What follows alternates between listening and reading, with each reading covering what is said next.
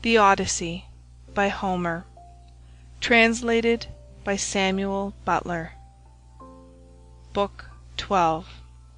The Sirens, Scylla and Charybdis, the cattle of the sun. After we were clear of the river Oceanus, and had got out into the open sea, we went on till we reached the Aegean island, where there is dawn and sunrise as in other places.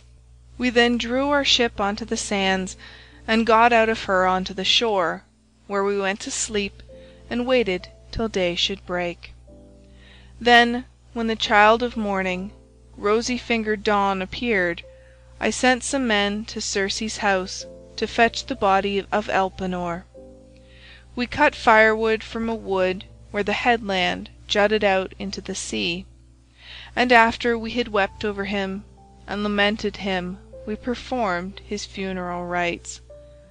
When his body and armor had been burned to ashes, we raised a cairn, set a stone over it, and at the top of the cairn we fixed the oar that he had been used to row with. While we were doing all this, Circe, who knew that we had got back from the house of Hades, dressed herself and came to us as fast as she could, and her maid servants came with her, bringing us bread, meat, and wine. Then she stood in the midst of us and said, "You have done a bold thing in going down alive to the house of Hades, and you will have died twice to other people's once. Now then, stay here for the rest of the day, feast your fill, and go on with your voyage at daybreak tomorrow morning. In the meantime, I will tell Ulysses about your course, and will explain everything to him, so as to prevent your suffering from misadventure either by land or by sea." We agreed to do as she had said, and feasted through the livelong day to the going down of the sun. But when the sun had set and it came on dark, the men laid themselves down to sleep by the stern cables of the ship. Then Circe took me by the hand and bade me be seated away from the others, while she reclined by my side and asked me all about our adventures. "So far so good," said she when I had ended my story. "And now pay attention to what I am about to tell you. Heaven itself, indeed, will recall it to your recollection. First you will come to the sirens, who enchant all who come near them. If any one unwarily draws in too close and hears the singing of the sirens, his wife and children will never welcome him home again, for they sit in a green field and warble him to death with the sweetness of their song. There is a great heap of dead men's bones lying all around, with the flesh still rotting off them.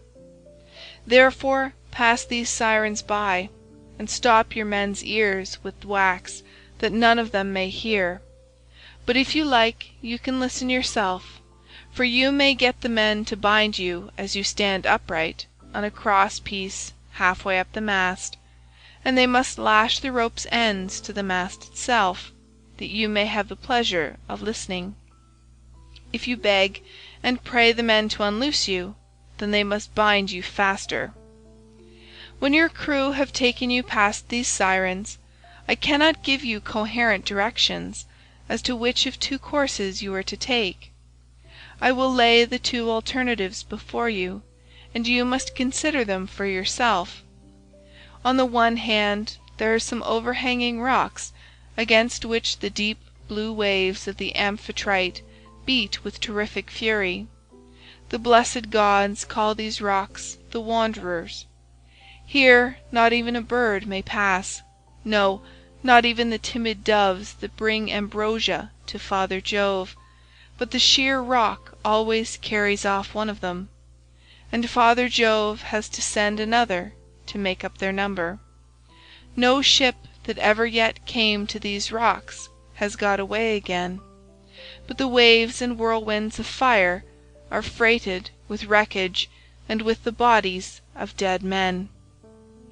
The only vessel that ever sailed and got through was the famous Argo on her way home from the house of Aeetes, and she too would have gone against these great rocks, only that Juno piloted her past them for the love she bore to Jason. Of these 2 rocks, the one reaches heaven, and its peak is lost in a dark cloud. This never leaves it, so that the top is never clear, not even in summer and early autumn. No man, though he had 20 hands and 20 feet, could get a foothold on it and climb up, for it runs sheer up, as smooth as though it had been polished. In the middle of it there is a large cavern, looking west and turned towards Erebus. You must take your ship this way, but the cave is so high up that not even the stoutest archer could send an arrow into it. Inside, the Scylla sits and yelps with a voice that you might take to be that of a young hound, but in truth she is a dreadful monster, and no one, not even a god, could face her without being terror-struck. She has 12 misshapen feet, and 6 necks of the most prodigious length, and at the end of each neck she has a frightful head with 3 rows of teeth in each, all set very close together, so that they would crunch anyone to death in a moment, and she sits within her shady cell, thrusting out her heads and peering all round the rock, fishing for dolphins or dogfish or any larger monster that she can catch, of the thousands with which Amphitrite teems. No ship ever yet got past her without losing some men, for she shoots out all her heads at once, and carries off a man in each mouth. You will find the other rock lie lower, but they are so close together that there is not more than a bow-shot between them. A large fig tree in full leaf grows upon it, and under it lies the sucking whirlpool of Charybdis. 3 times in a day does she vomit forth her waters, and 3 times she sucks them down again. See that you be not there when she is sucking, for if you are, Neptune himself could not save you. You must hug the Scylla side and drive ship by as fast as you can, for you had better lose 6 men than your whole crew." "Is there no way," said I, "of escaping Charybdis and at the same time keeping Scylla off when she is trying to harm my men?" "You dare-devil," replied the goddess, "you are always wanting to fight somebody or something. You will not let yourself be beaten even by the immortals, for Scylla is not mortal. Moreover, she is savage, extreme, rude, cruel, and invincible. There is no help for it, for if you dawdle about her rock while you are putting on your armour, she may catch you with a second cast of her 6 heads, and snap up another half-dozen of your men. So drive your ship past her at full speed, and roar out lustily to Crataeis, who is Scylla's dam, bad luck to her. She will then stop her from making a second raid upon you. You will now come to the Thrinacian island, and here you will see many herds of cattle and flocks of sheep belonging to the sun god, 7 herds of cattle and 7 flocks of sheep, with 50 head in each flock. They do not breed, nor do they become fewer in number, and they are tended by the goddesses Phaethusa and Lampetie, who are children of the sun god Hyperion by Neaera. Their mother, when she had borne them and had done suckling them, sent them to the Thrinacian island, which was a long way off, to live there and look after their father's flocks and herds. If you leave these flocks unharmed, and think of nothing but getting home, you may yet, after much hardship, reach Ithaca. But if you harm them, then I forewarn you of the destruction both of your ship and of your comrades, and even though you may yourself escape, you will return late, in bad plight, after losing all your men." Here she ended, and dawn enthroned in gold began to show in heaven, whereon she returned inland. I then went on board and told my men to loose the ship from her moorings, so they at once got into her, took their places, and began to smite the grey sea with their oars. Presently the great and cunning goddess Circe befriended us with a fair wind that blew dead aft, and stayed steadily with us, keeping our sails well filled, so we did whatever wanted doing to the ship's gear, and let her go as wind and helmsman headed her. Then, being much troubled in mind, I said to my men, "My friends, it is not right that one or two of us alone should know the prophecies that Circe has made me. I will therefore tell you about them, so that whether we live or die, we may do so with our eyes open. First, she said we were to keep clear of the sirens, who sit and sing most beautifully in a field of flowers, but she said I might hear them myself so long as no one else did. Therefore take me and bind me to the crosspiece halfway up the mast. Bind me as I stand upright, with a bond so fast that I cannot possibly break away, and lash the rope's ends to the mast itself. If I beg and pray you to set me free, then bind me more tightly still." I had hardly finished telling everything to the men before we reached the island of the two sirens, for the wind had been very favourable. Then, all of a sudden, it fell dead calm. There was not a breath of wind nor a ripple upon the water, so the men furled the sails and stowed them. Then, taking to their oars, they whitened the water with the foam they raised in rowing. Meanwhile, I took a large wheel of wax and cut it up small with my sword. Then I kneaded the wax in my strong hands till it became soft, which it soon did between the kneading and the rays of the sun-god's son of Hyperion. Then I stopped the ears of all my men, and they bound me hands and feet to the mast, as I stood upright on the crosspiece. But they went on rowing themselves. When we had got within earshot of the land, and the ship was going at a good rate, the sirens saw that we were getting in shore, and began with their singing. "Come here," they sang, "renowned Ulysses, honour to the Achaean name, and listen to our two voices. No one ever sailed past us without staying to hear the enchanting sweetness of our song.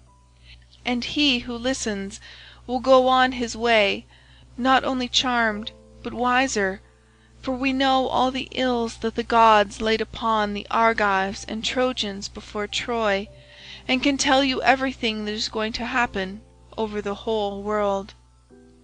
They sang these words most musically, and as I longed to hear them further, I made signs by frowning to my men that they should set me free, but they quickened their stroke, and Eurylochus and Perimedes bound me with still stronger bonds till we had got out of the hearing of the sirens' voices.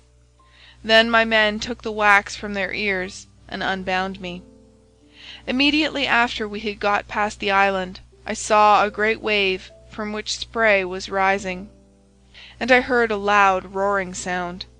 The men were so frightened that they loosed hold of their oars, for the whole sea resounded with the rushing of the waters. But the ship stayed where it was, for the men had left off rowing. I went round, therefore, and exhorted them man by man not to lose heart.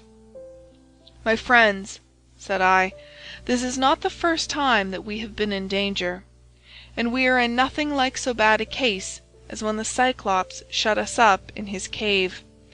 Nevertheless, my courage and wise counsel saved us then, and we shall live to look back on all this as well. Now, therefore, let us all do as I say, trust in Jove and row on with might and main. As for you, coxswain, these are your orders. Attend to them, for the ship is in your hands. Turn her head away from these steaming rapids, and hug the rocks, or she will give you the slip and be over yonder before you know where you are, and you will be the death of us."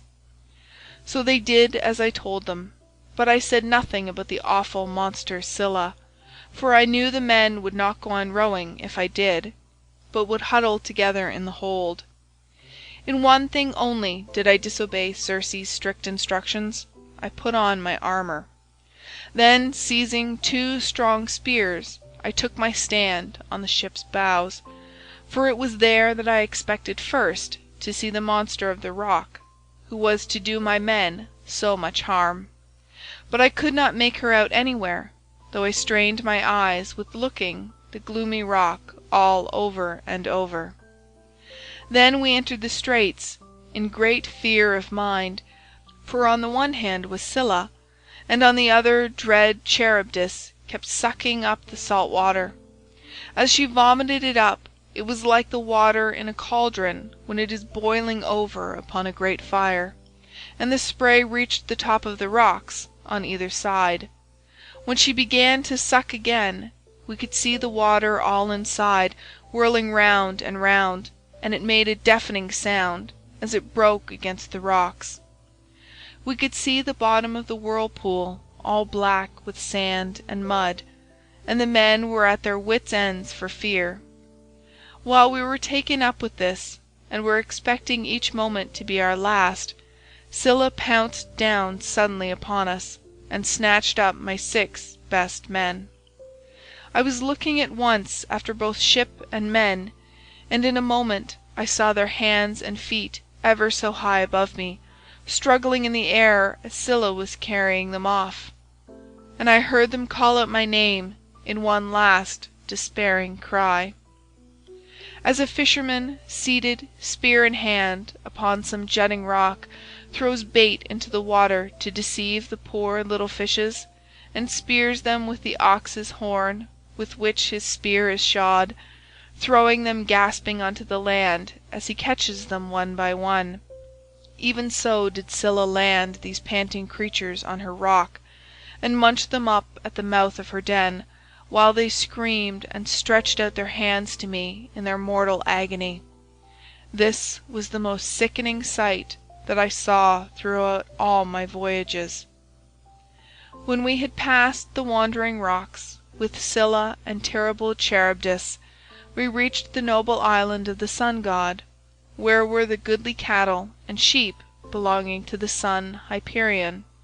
While still at sea in my ship, I could bear the cattle lowing as they came home to the yards, and the sheep bleating.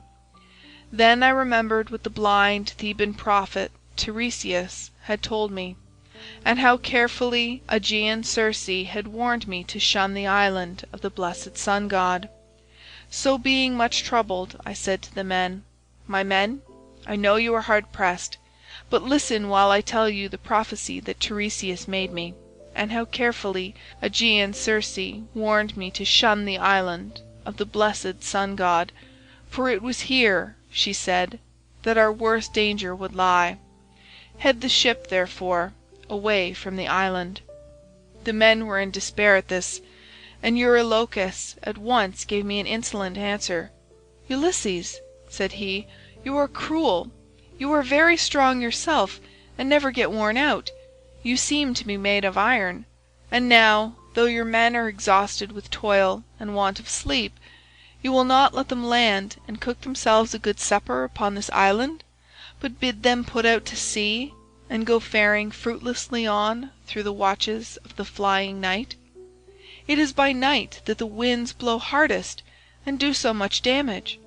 How can we escape should one of those sudden squalls spring up from southwest or west, which so often wreck a vessel when our lords the gods are unpropitious? Now therefore let us obey the behests of night, and prepare our supper here hard by the ship. To-morrow morning we will go on board again and put out to sea." Thus spoke Eurylochus, and the men approved his words. I saw that heaven meant us a mischief, and said, "You force me to yield, for you are many against one.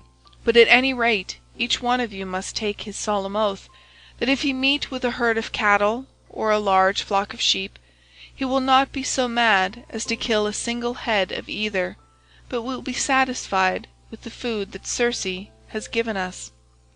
They all swore as I bade them, and when they had completed their oath, we made the ship fast in a harbour that was near a stream of fresh water, and the men went ashore and cooked their suppers.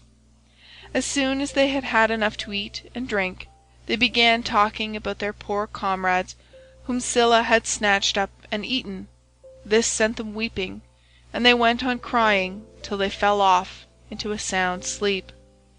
In the third watch of the night, when the stars had shifted their places, Jove raised a great gale of wind that flew a hurricane, so that land and sea were covered with thick clouds, and night sprang forth out of the heavens. When the child of morning, rosy-fingered Dawn, appeared, we brought the ship to land and drew her into a cave wherein the sea-nymphs hold their courts and dances.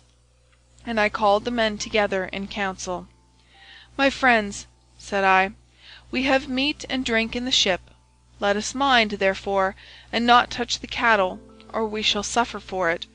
For these cattle and sheep belong to the mighty Sun, who sees and gives ear to everything." And again they promised that they would obey. For a whole month the wind blew steadily from the south, and there was no other wind but only south and east. As long as corn and wine held out, the men did not touch the cattle when they were hungry. When, however, they had eaten all there was in the ship, they were forced to go further afield, with hook and line, catching birds and taking whatever they could lay their hands on, for they were starving. One day, therefore, I went up inland that I might pray heaven to show me some means of getting away. When I had gone far enough to be clear of all my men, and had found a place that was well sheltered from the wind, I washed my hands and prayed to all the gods in Olympus, till by and by they sent me off into a sweet sleep. Meanwhile Eurylochus had been giving evil counsel to the men. "Listen to me," said he, "my poor comrades. All deaths are bad enough, but there is none so bad as famine. Why should not we drive in the best of these cows and offer them in sacrifice to the immortal gods? If we ever get back to Ithaca, we can build a fine temple to the sun god and enrich it with every kind of ornament.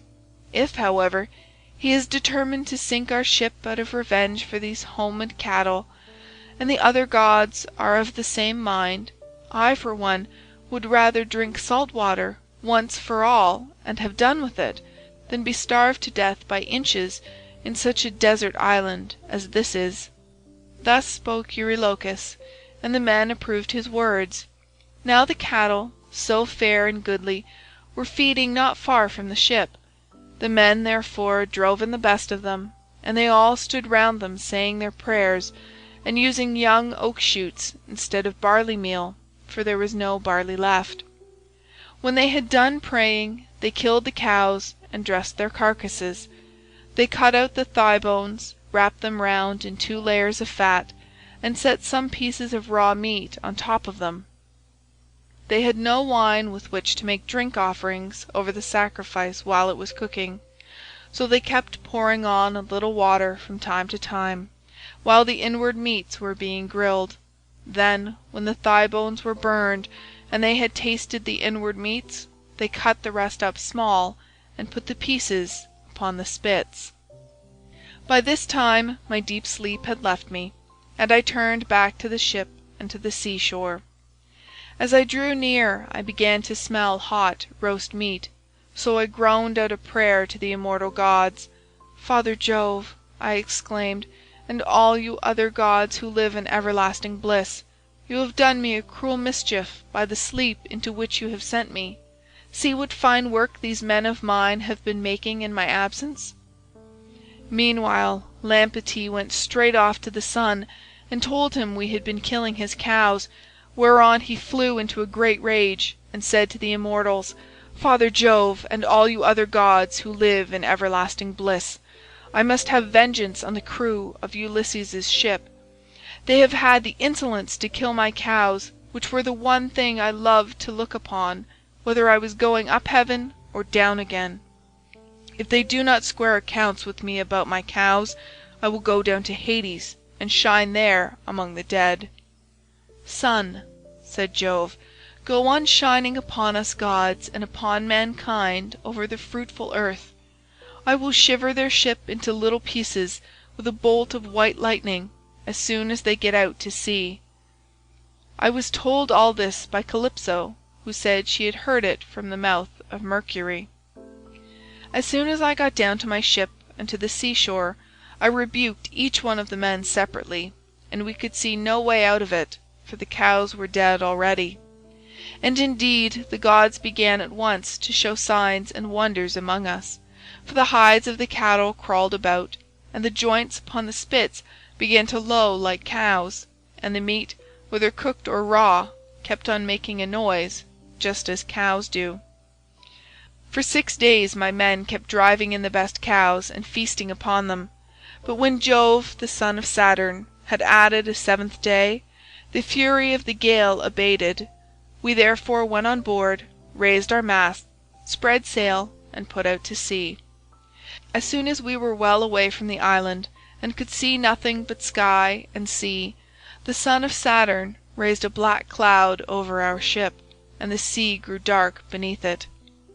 We did not get on much further, for in another moment we were caught by a terrific squall from the west that snapped the forestays of the mast so that it fell aft, while all the ship's gear tumbled about at the bottom of the vessel. The mast fell upon the head of the helmsman in the ship's stern, so that the bones of his head were crushed to pieces, and he fell overboard as though he were diving, with no more life left in him. Then Jove let fly with his thunderbolts, and the ship went round and round, and was filled with fire and brimstone as the lightning struck it. The men all fell into the sea. They were carried about in the water round the ship, looking like so many seagulls, but the god presently deprived them of all chance of getting home again.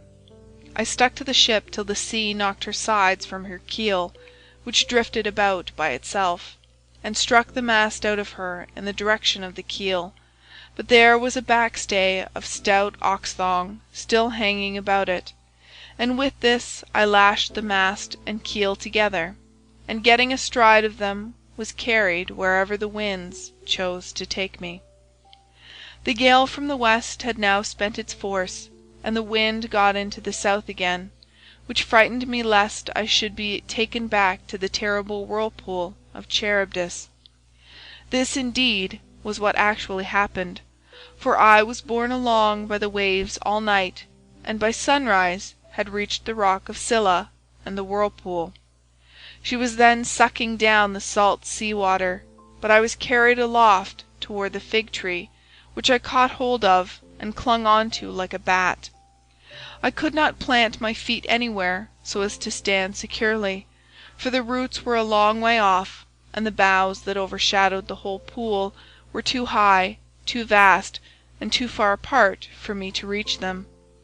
So I hung patiently on, waiting till the pool should discharge my mast and raft again, and a very long while it seemed.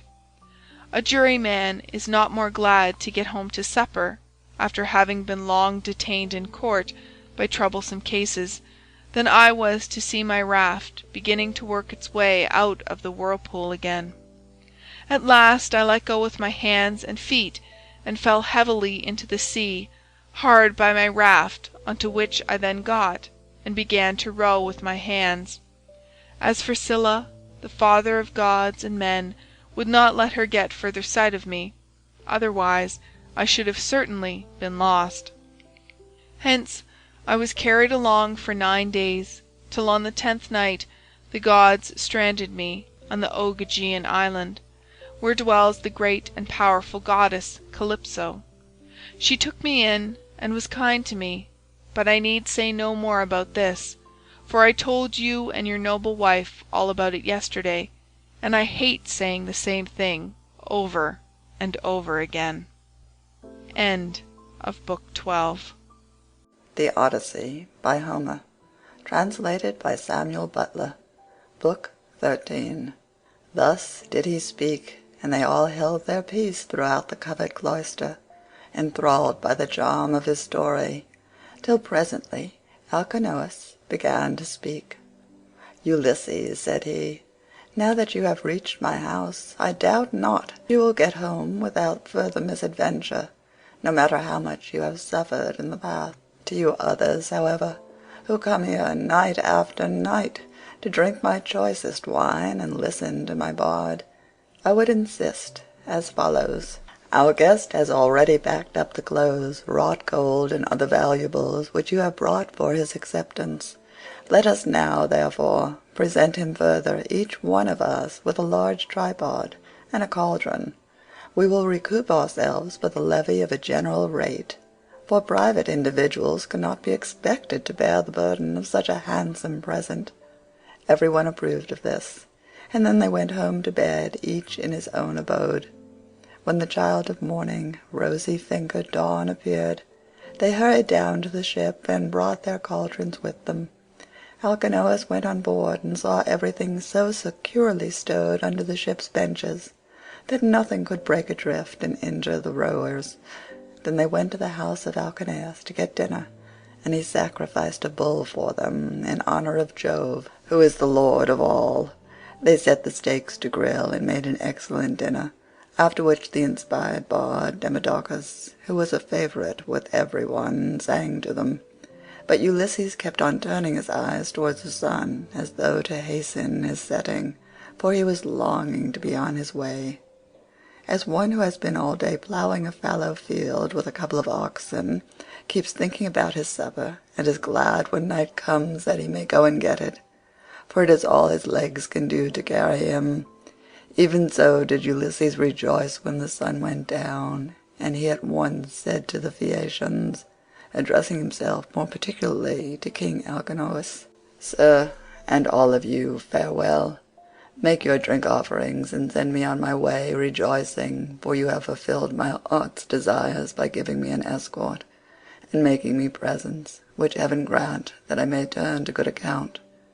May I find my admirable wife living in peace among friends, and may you whom I leave behind me give satisfaction to your wives and children. May heaven vouchsafe you every good grace, and may no evil thing come among your people." Thus did he speak. His hearers all of them approved his saying, and agreed that he should have an escort, inasmuch as he had spoken reasonably.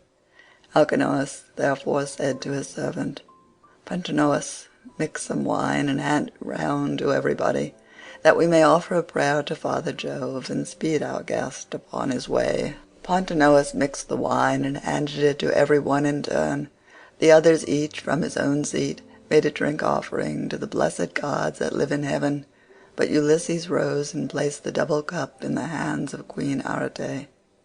"Farewell, Queen," said he, "henceforward and for ever, till age and death, the common lot of mankind, lay their hands upon you. I now take my leave. Be happy in the house with your children, your people, and with King Alcinous." As he spoke he crossed the threshold, and Alcinous sent a man to conduct him to his ship and to the seashore.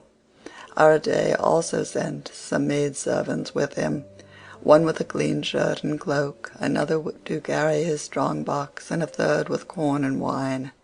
When they got to the waterside, the crew took these things and put them on board, with all the meat and drink. But for Ulysses they spread a rug and a linen sheet on deck, that he might sleep soundly in the stern of the ship. Then he too went on board and lay down without a word, but the crew took every man his place and loosed the hawser from the pierced stone to which it had been bound. Thereon, when they began rowing out to sea, Ulysses fell into a deep, sweet, and almost death-like slumber. The ship bounded forward on her way as a four-in-hand chariot flies over the course when the horses feel the whip. Her prow curveted as if it were the neck of a stallion, and a great wave of dark blue water seethed in her wake. She held steadily on her course, and even a falcon, swiftest of all birds, could not have kept pace with her.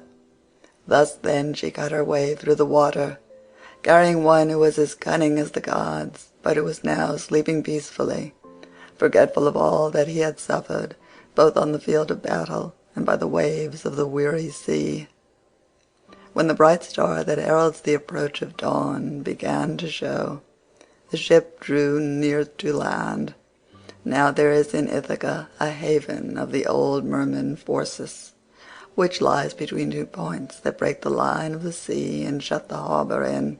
These shelter it from the storms of wind and sea that rage outside, so that, when once within it, a ship may lie without being even moored.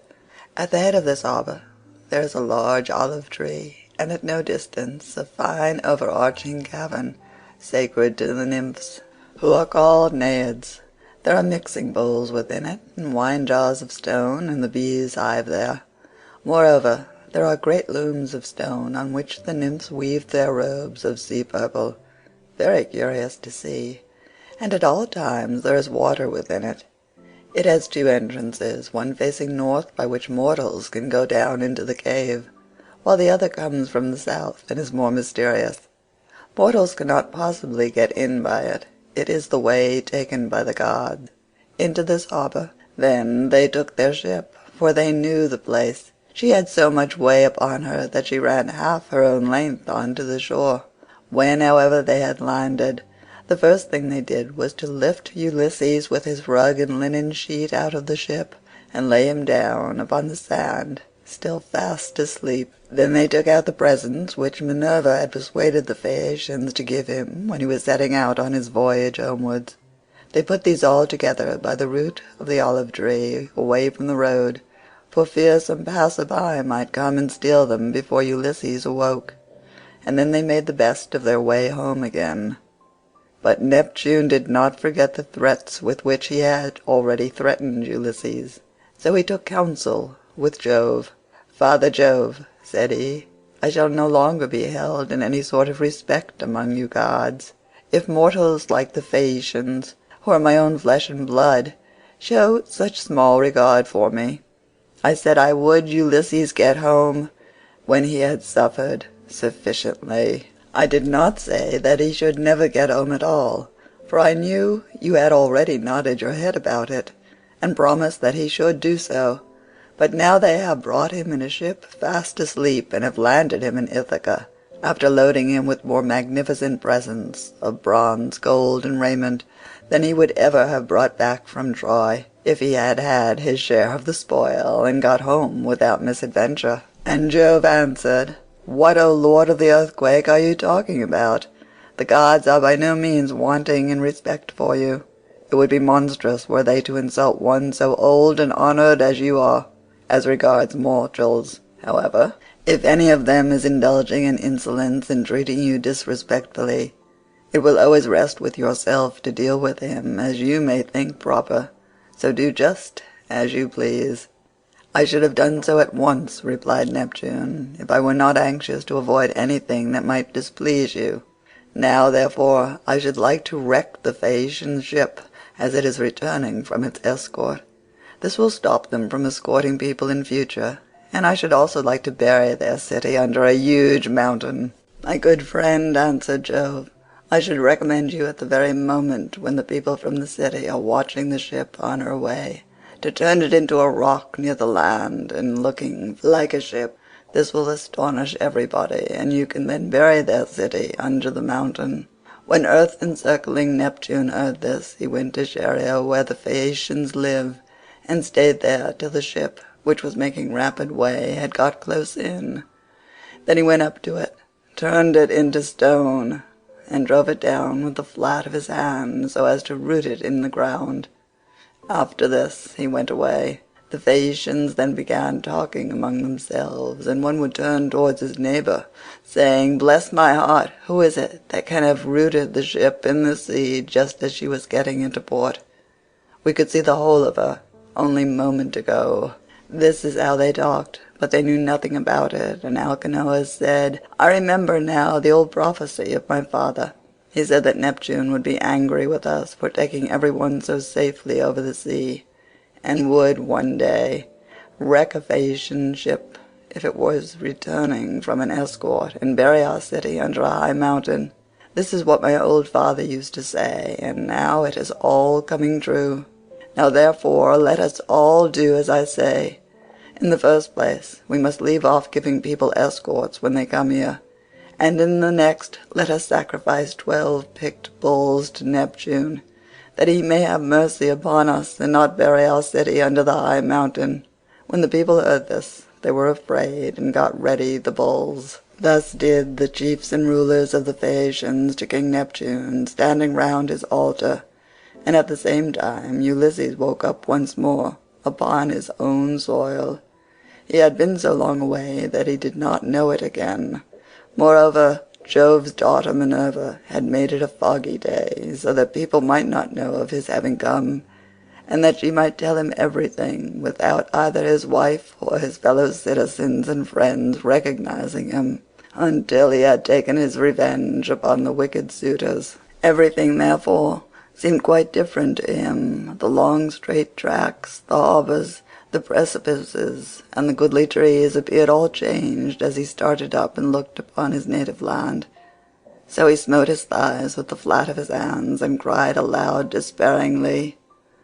"Alas!" he exclaimed, "among what manner of people am I fallen? Are they savage and uncivilized, or hospitable and humane? Where shall I put all this treasure, and which way shall I go? I wish I had stayed over there with the Phaeacians, or I could have gone to some other great chief who would have been good to me and given me an escort. As it is, I do not know where to put my treasure, and I cannot leave it here for fear somebody else should get hold of it." In good truth, the chiefs and rulers of the Phaeacians have not been dealing fairly by me, and have left me in the wrong country. They said they would take me back to Ithaca, and they have not done so. May Jove, the protector of suppliants, chastise them, for he watches over everybody, and punishes those who do wrong. Still, I suppose I must count my goods, and see if the crew have gone off with any of them. He counted his goodly coppers and cauldrons, his gold and all his clothes, but there was nothing missing. Still he kept grieving about not being in his own country, and wandered up and down by the shore of the sounding sea, bewailing his hard fate. Then Minerva came up to him, disguised as a young shepherd of delicate and princely mien, with a good cloak folded double about her shoulders.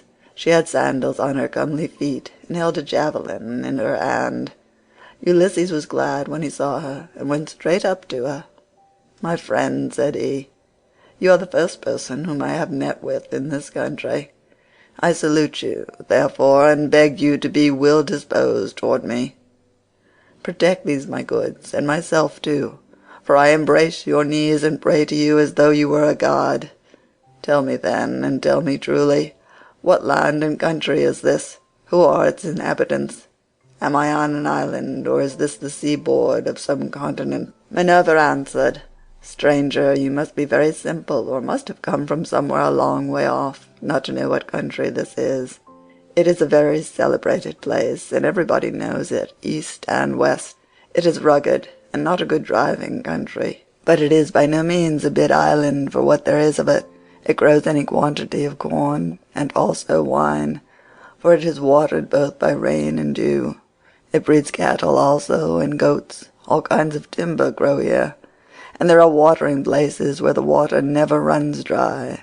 So, sir, the name of Ithaca is known even as far as Troy, which I understand to be a long way off from this Achaean country." Ulysses was glad at finding himself, as Minerva told him, in his own country, and he began to answer, but he did not speak the truth, and made up a lying story in the instinctive wiliness of his heart.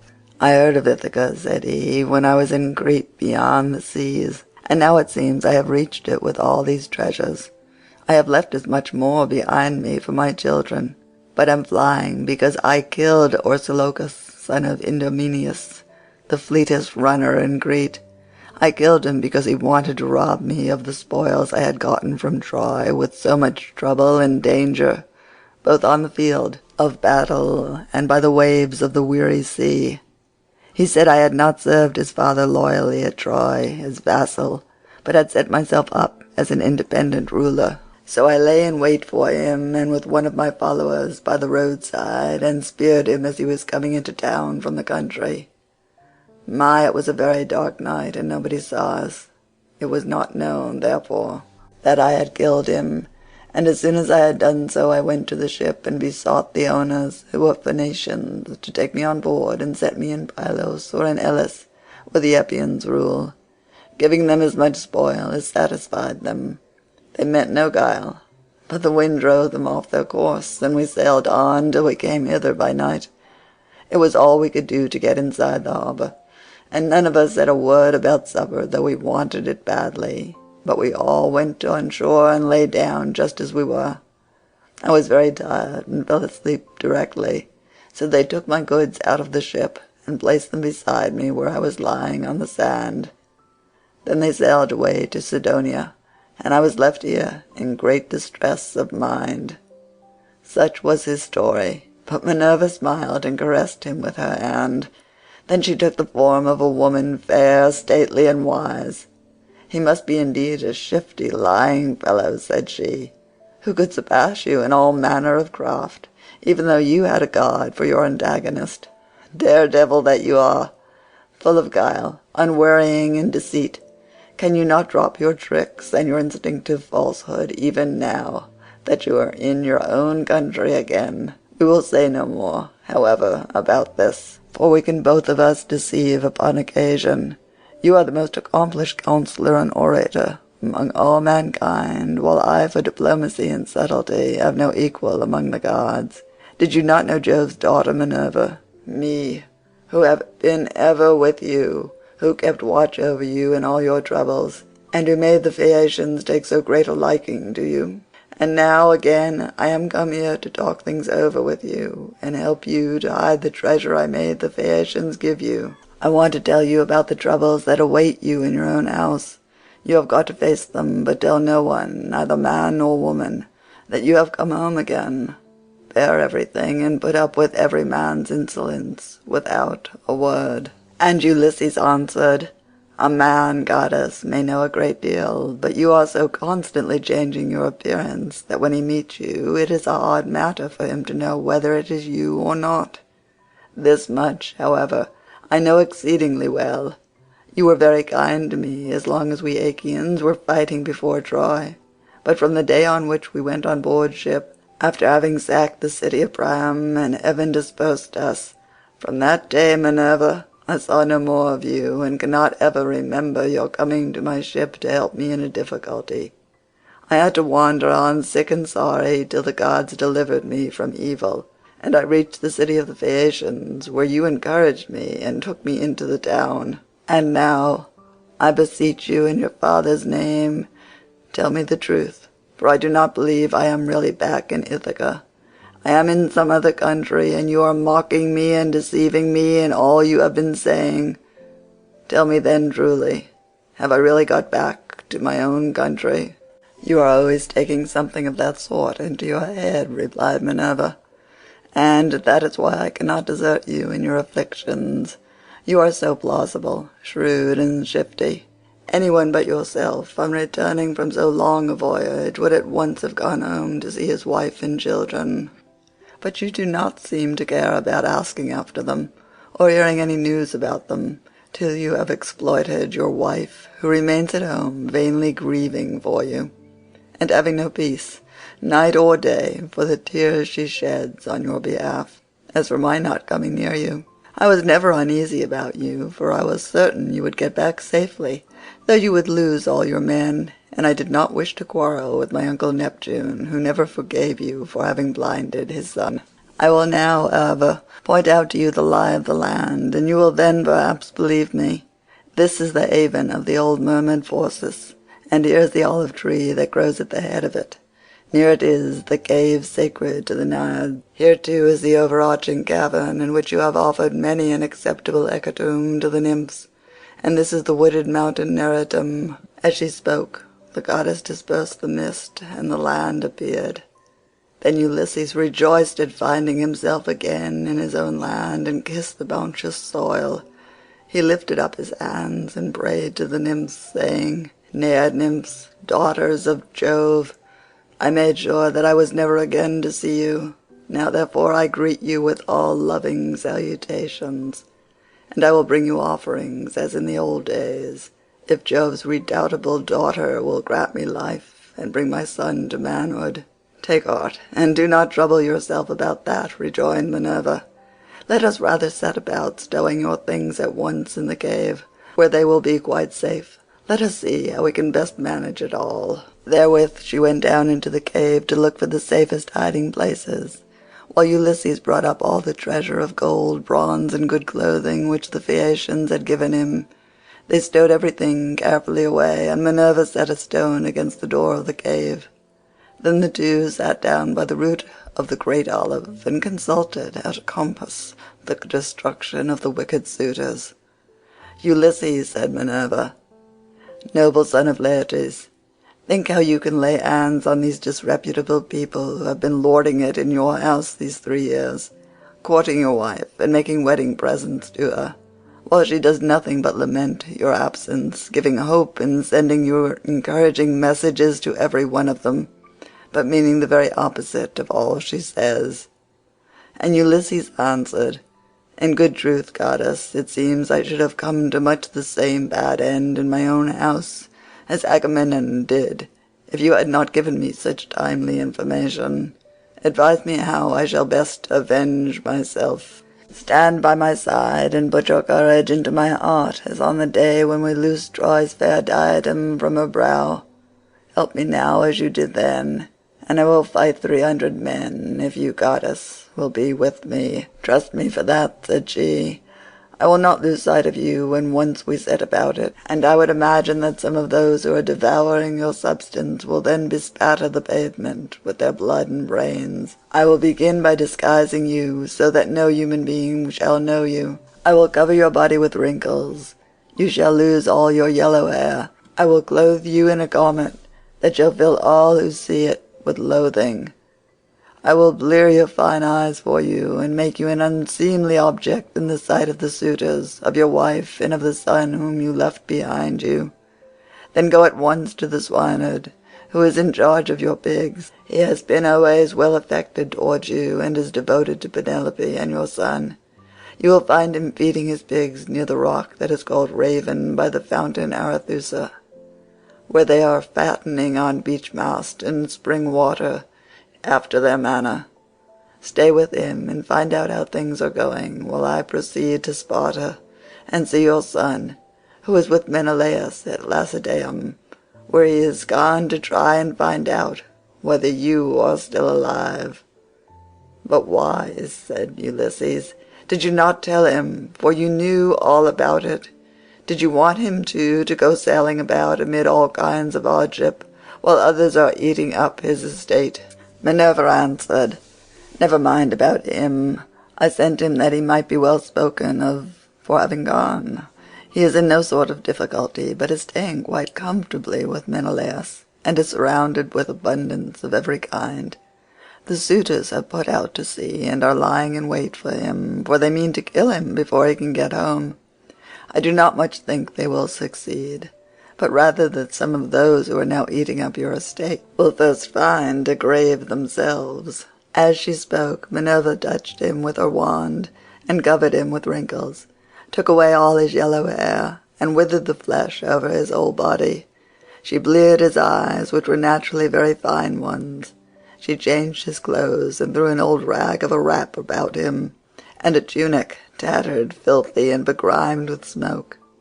She also gave him an undressed deerskin as an outer garment, and furnished him with a staff and a wallet all in holes, with a twisted thong for him to sling it over his shoulder. When the pair had thus laid their plans, they parted, and the goddess went straight to Lacedaemon to fetch Telemachus. End of Book 13.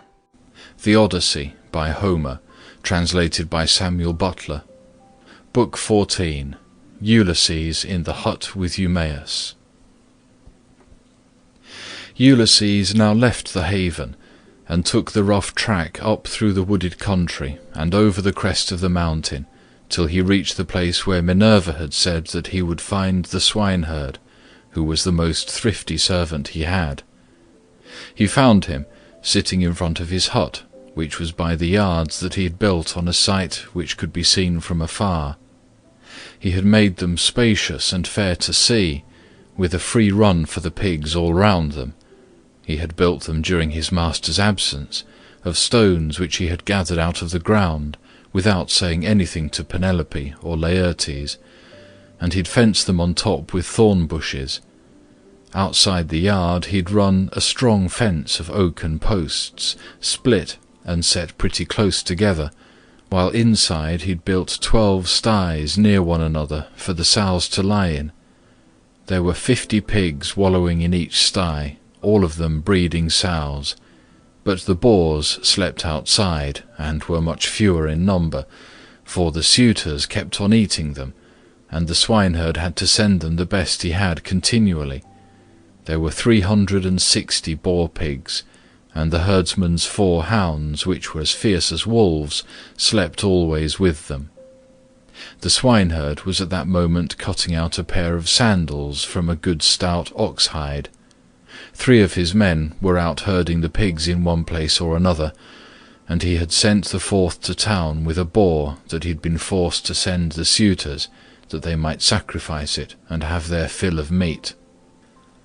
When the hounds saw Ulysses, they set up a furious barking and flew at him, but Ulysses was cunning enough to sit down and loose his hold of the stick that he had in his hand. Still he would have been torn by them in his own homestead, had not the swineherd dropped his ox-hide, rushed full speed through the gate of the yard, and driven the dogs off by shouting and throwing stones at them. Then he said to Ulysses, "Old man, the dogs were likely to have made short work of you, and then you would have got me into trouble. The gods have given me quite enough worries without that, for I have lost the best of masters, and am in continual grief on his account. I have to attend swine for other people to eat, while he, if he yet lives to see the light of day, is starving in some distant land. But come inside, and when you've had your fill of bread and wine, tell me where you come from, and all about your misfortunes." On this the swineherd led the way into the hut, and bade him sit down.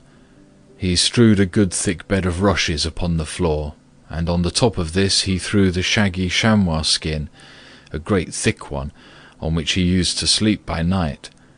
Ulysses was pleased at being made thus welcome, and said, "May Jove, sir, and the rest of the gods grant you your heart's desire in return for the kind way in which you have received me." To this you answered, O swineherd Eumaeus, "Stranger, though a still poorer man should come here, it would not be right for me to insult him, for all strangers and beggars are from Jove.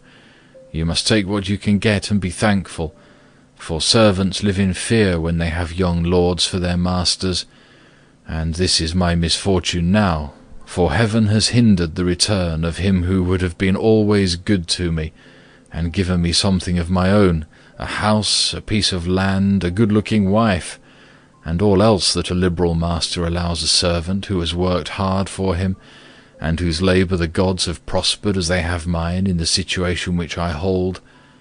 If my master had grown old here, he would have done great things by me, but he is gone, and I wish that Helen's whole race were utterly destroyed, for she has been the death of many a good man. It was this matter that took my master to Ilius, the land of noble steeds, to fight the Trojans in the cause of King Agamemnon." As he spoke, he bound his girdle round him and went to the sties where the young sucking pigs were penned. He picked out 2, which he brought back with him and sacrificed. He singed them, cut them up, and spitted them. When the meat was cooked, he brought it all in and set it before Ulysses, hot and still on the spit, whereon Ulysses sprinkled it over with white barley meal. The swineherd then mixed wine in a bowl of ivy wood, and taking a seat opposite Ulysses, told him to begin.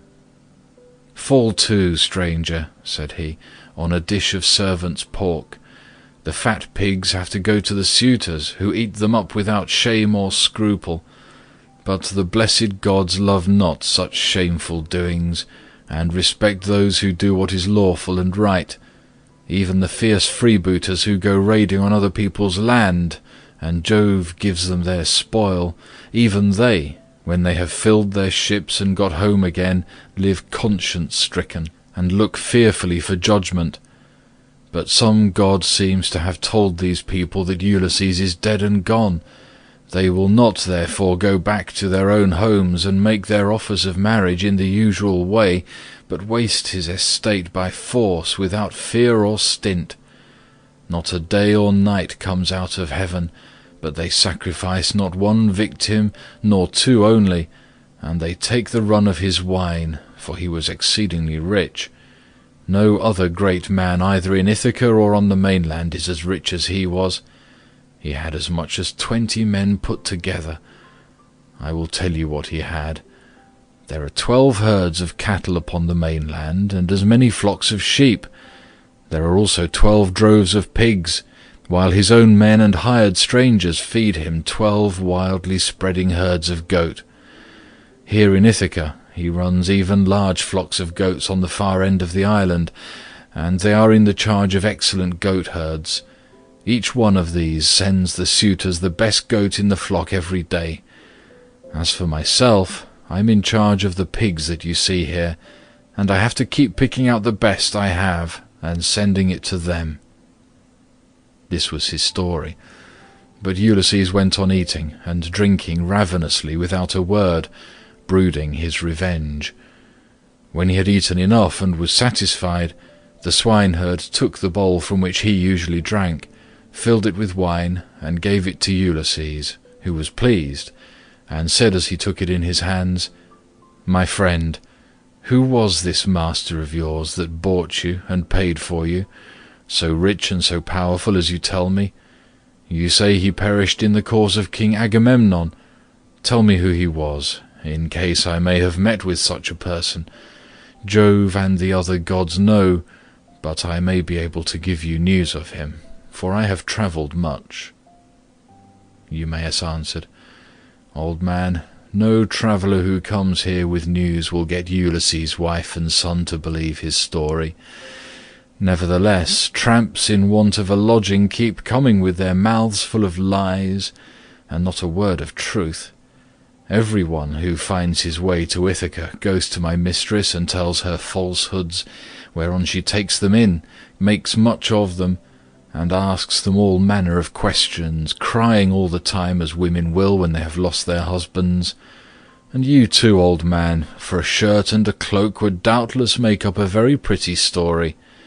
But the wolves and birds of prey have long since torn Ulysses to pieces, or the fishes of the sea have eaten him, and his bones are lying buried deep in sand upon some foreign shore.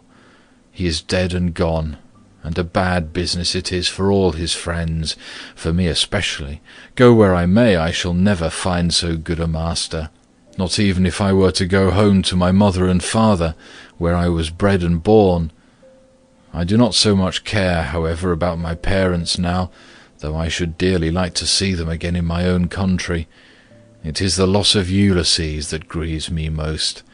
I cannot speak of him without reverence, though he is no longer here, for he was very fond of me, and took much care of me, that wherever he may be, I shall always honour his memory."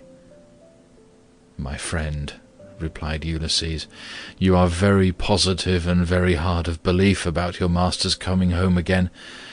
Nevertheless, I will not merely say, but will swear, that he is coming. Do not give me anything for my news till he has actually come. You may then give me a shirt and cloak of good wear, if you will.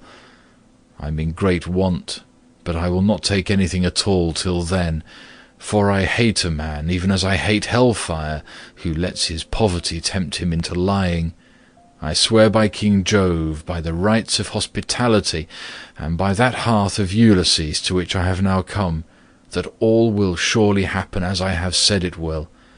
Ulysses will return in this selfsame year. With the end of this moon and the beginning of the next, he will be here to do vengeance on all those who are ill-treating his wife and son." To this you answered, O swineherd Eumaeus, "Old man, you will neither get paid for bringing good news, nor will Ulysses ever come home. drink your wine in peace, and let us talk about something else. Do not keep on reminding me of all this. It always pains me when anyone speaks about my honoured master.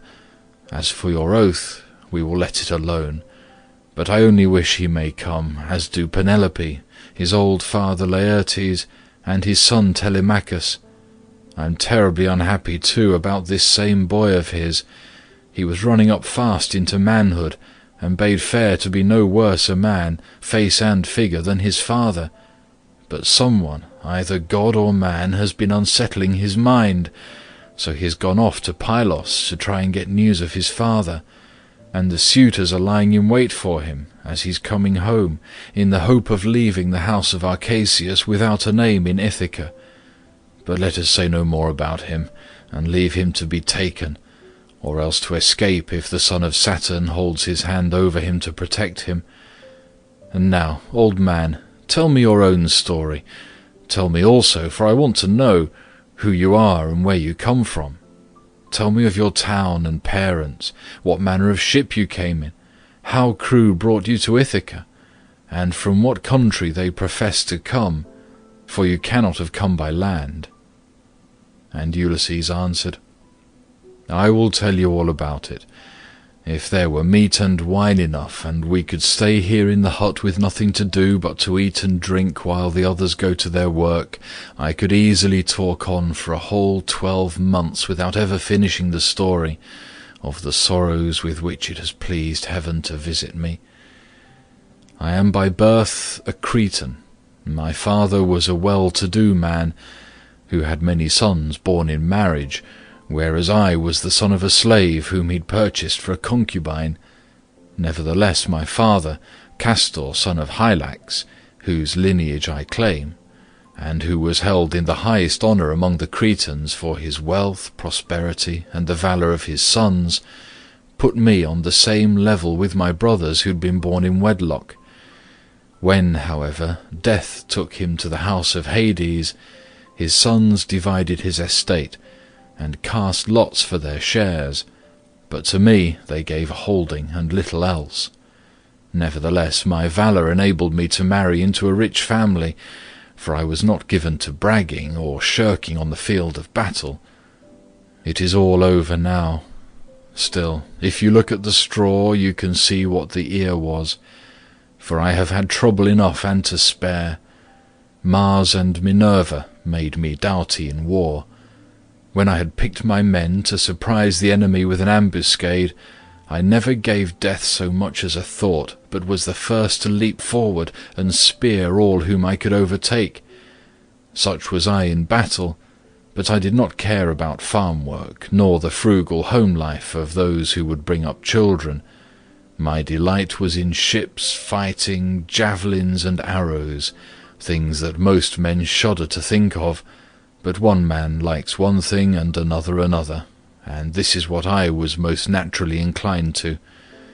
Before the Achaeans went to Troy, 9 times was I in command of men and ships on foreign service, and I amassed much wealth. I had my pick of the spoil in the first instance, and much more was allotted to me later on. My house grew apace, and I became a great man among the Cretans. But when Jove counselled that terrible expedition, in which so many perished, the people required me and Idomeneus to lead their ships to Troy, and there was no way out of it, for they insisted on our doing so. There we fought for 9 whole years, but in the 10th we sacked the city of Priam, and sailed home again as heaven dispersed us. Then it was that Jove devised evil against me. I spent but 1 month happily with my children, wife, and property, and then I conceived the idea of making a descent on Egypt, so I fitted out a fine fleet and manned it. I had 9 ships, and the people flocked to fill them. For 6 days I and my men made feast, and I found them many victims both for sacrifice to the gods and for themselves. But on the 7th day we went on board and set sail from Crete with a fair north wind behind us, though we were going down a river. Nothing went ill with any of our ships, and we had no sickness on board, but sat where we were, and let the ships go as the wind and steersman took them. On the 5th day we reached the river Aegyptus. There I stationed my ships in the river, bidding my men stay by them and keep guard over them, while I sent out scouts to reconnoitre from every point of advantage. But the men disobeyed my orders, took to their own devices, and ravaged the land of the Egyptians, killing the men and taking their wives and children captive. The alarm was soon carried to the city, and when they heard the war cry, the people came out at daybreak, till the plain was filled with horsemen and foot soldiers, and with the gleam of armour. Then Jove spread panic among my men, and they would no longer face the enemy, for they found themselves surrounded. The Egyptians killed many of us, and took the rest alive to do forced labour for them. Jove, however, put it in my mind to do thus, and I wish I had died then and there in Egypt instead, for there was much sorrow in store for me. I took off my helmet and shield, and dropped my spear from my hand. Then I went straight up to the king's chariot, clasped his knees, and kissed them, whereon he spared my life, bade me get into his chariot, and took me weeping to his own home.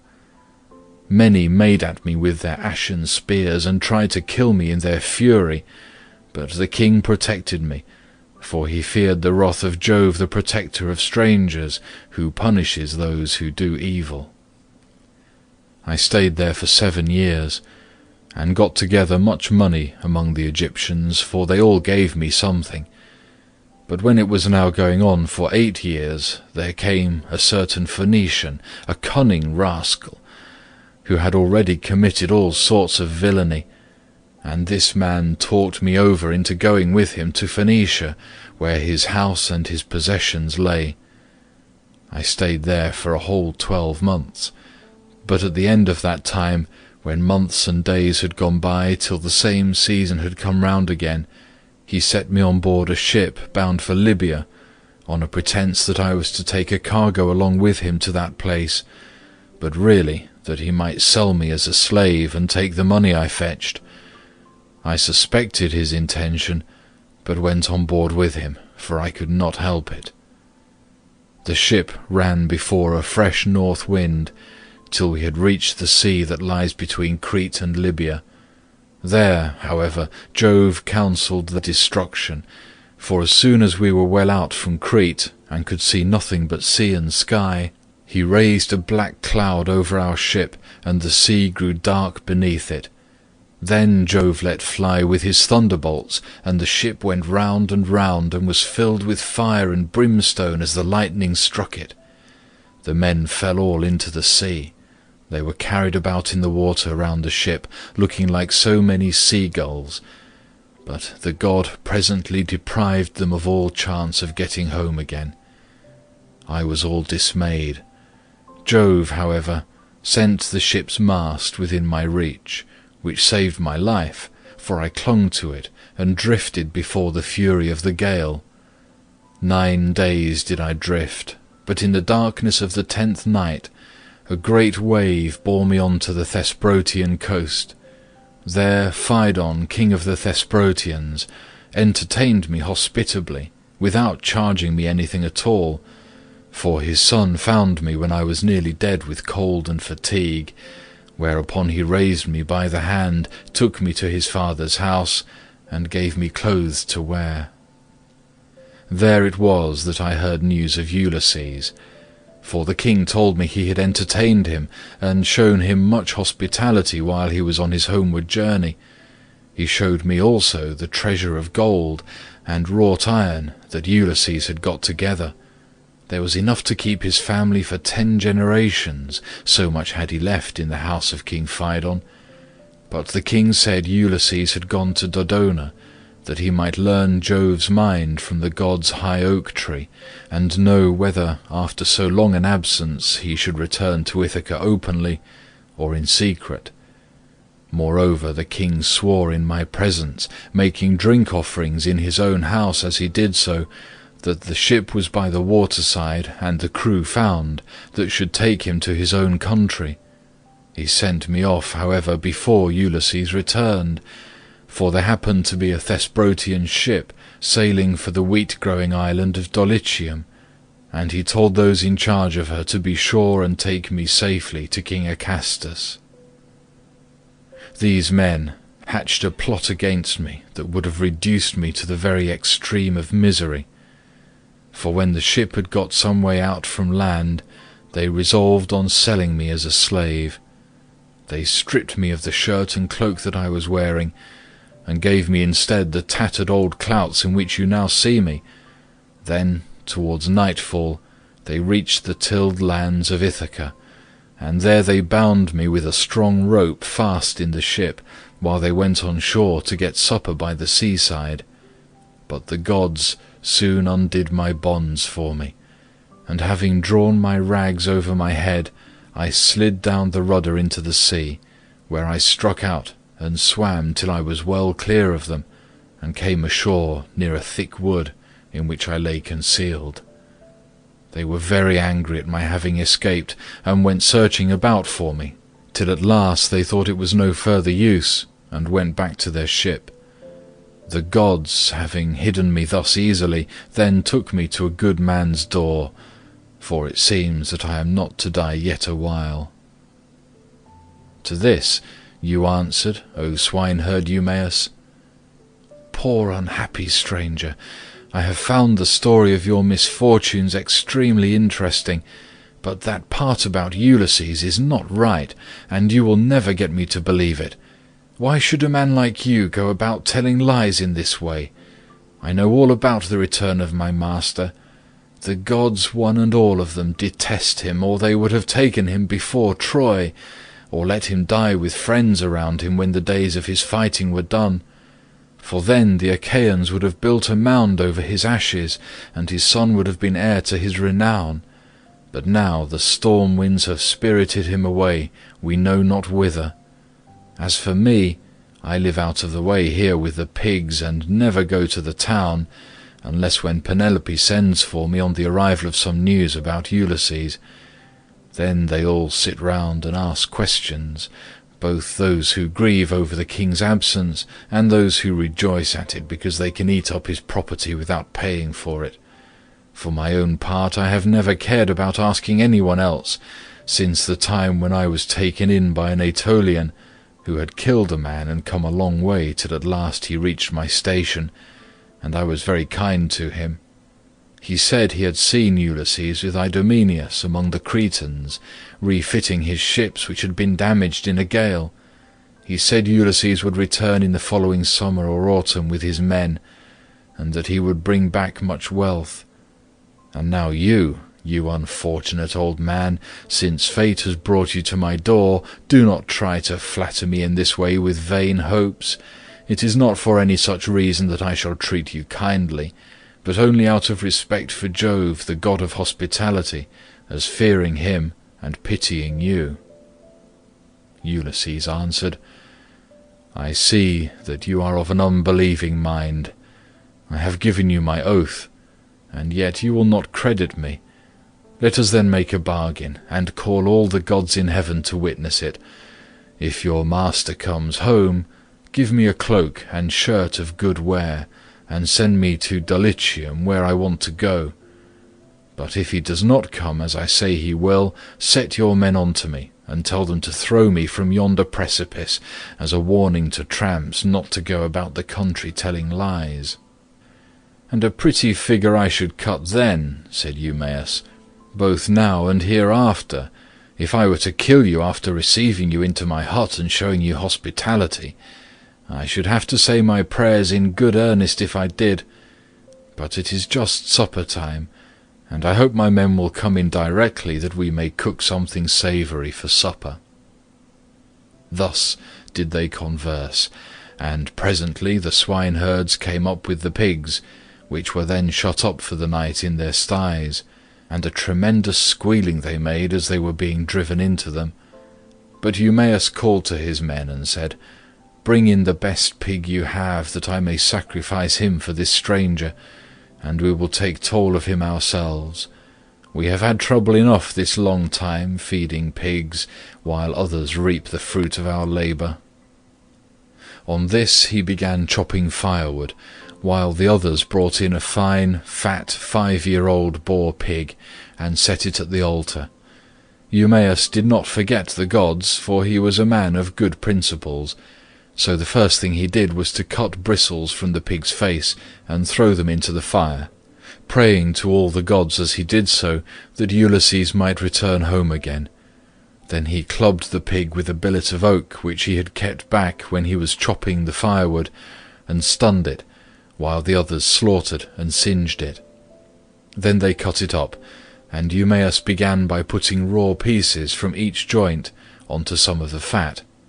These he sprinkled with barley meal, and laid upon the embers. They cut the rest of the meat up small, put the pieces upon the spits, and roasted them till they were done. When they had taken them off the spits, they threw them onto the dresser in a heap. The swineherd, who was a most equitable man, then stood up to give everyone his share. He made 7 portions. One of these he set apart for Mercury, the son of Maia, and the nymphs, praying to them as he did so. The others he dealt out to the men, man by man. He gave Ulysses some slices cut lengthways down the loin, as a mark of especial honour, and Ulysses was much pleased.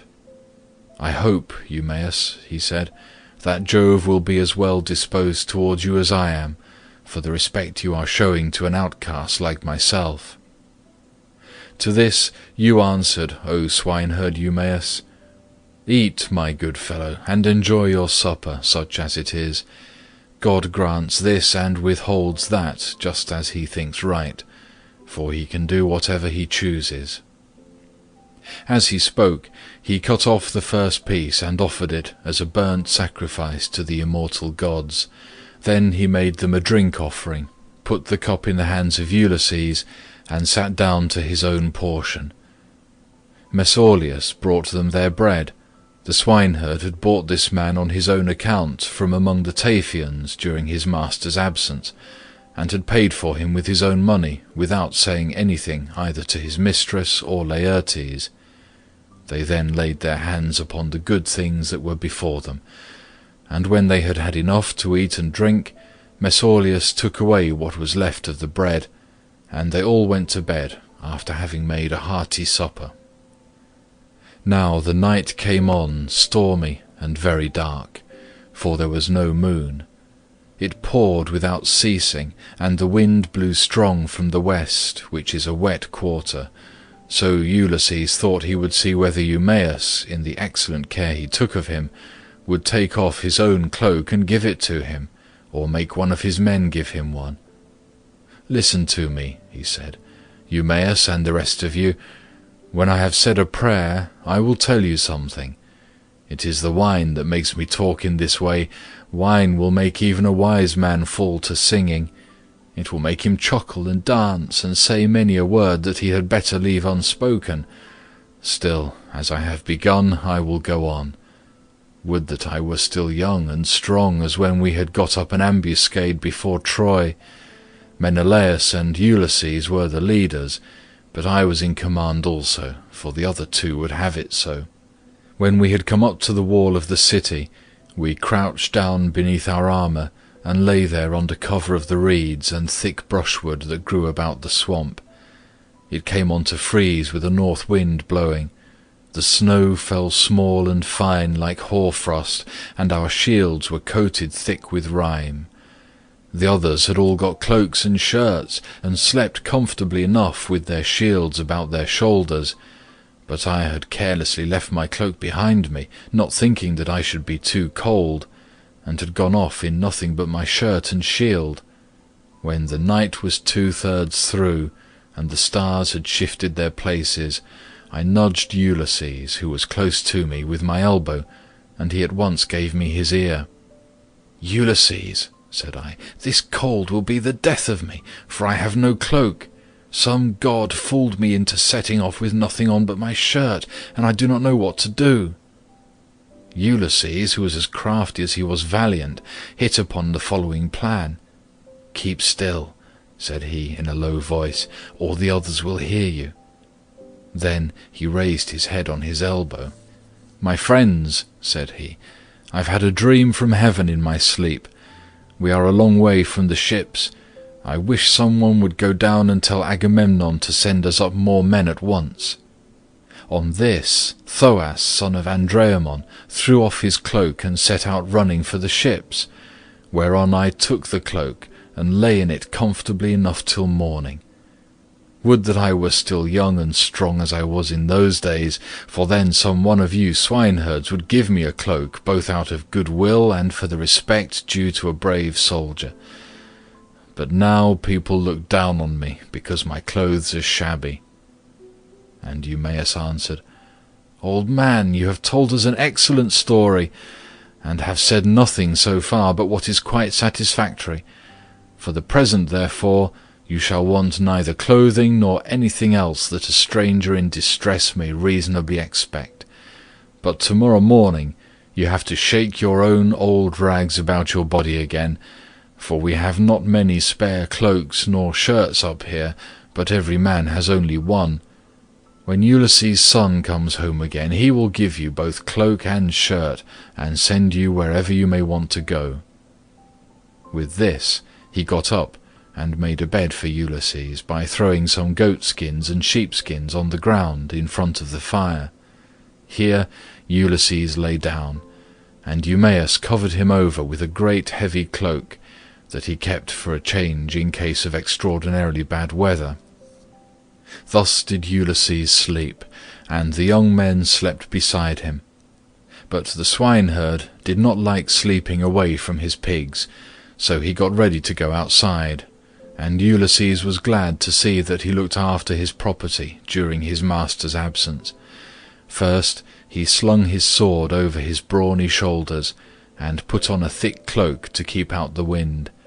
He also took the skin of a large and well-fed goat, and a javelin in case of attack from men or dogs. Thus equipped, he went to his rest where the pigs were camping under an overhanging rock that gave them shelter from the north wind. End of Book 14. The Odyssey by Homer, translated by Samuel Butler. Book 15. But Minerva went to the fair city of Lacedaemon to tell Ulysses' son that he was to return at once. She found him and Pisistratus sleeping in the forecourt of Menelaus's house. Pisistratus was fast asleep, but Telemachus could get no rest all night for thinking of his unhappy father. So Minerva went close up to him and said, "Telemachus, you should not remain so far away from home any longer, nor leave your property with such dangerous people in your house. They will eat up everything you have among them, and you will have been on a fool's errand. Ask Menelaus to send you home at once if you wish to find your excellent mother still there when you get back. Her father and brothers are already urging her to marry Eurymachus, who was given more than any of the others, and has been greatly increasing his wedding presents. I hope nothing valuable may have been taken from the house, in spite of you, but you know what women are. They always want to do the best they can for the man who marries them, and never give another thought to the children of their first husband, nor to their father either when he is dead and done with. Go home, therefore, and put everything in charge of the most respectable woman-servant that you have, until it shall please heaven to send you a wife of your own. Let me tell you also of another matter, which you had better attend to. The chief men among the suitors are lying in wait for you in the strait between Ithaca and Samos, and they mean to kill you before you can reach home. I do not much think they will succeed. It is more likely that some of those who are now eating up your property will find a grave themselves. Sail night and day, and keep your ship well away from the islands. The god who watches over you and protects you will send you a fair wind. As soon as you get to Ithaca, send your ship and men on to the town, but yourself go straight to the swineherd who has charge your pigs. He is well disposed towards you. Stay with him, therefore, for the night, and then send him to Penelope to tell her that you have got back safe from Perilous." Then she went back to Olympus, but Telemachus stirred Pisistratus with his heel to rouse him, and said, "Wake up, Pisistratus, and yoke the horses to the chariot, for we must set off home." But Pisistratus said, "No matter what hurry we are in, we cannot drive in the dark. It will be morning soon.